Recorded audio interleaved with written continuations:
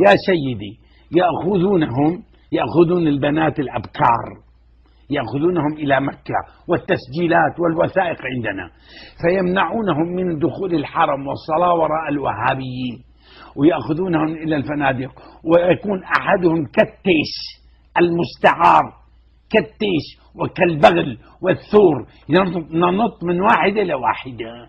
ليه؟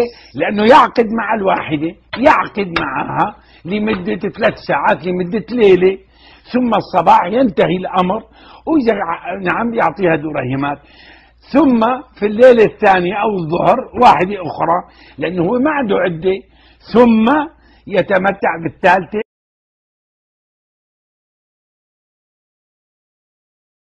هل يرضى المصريون ذلك؟ ما عندنا مانع يتشيع ويسيبوا بناتهم لأولئك.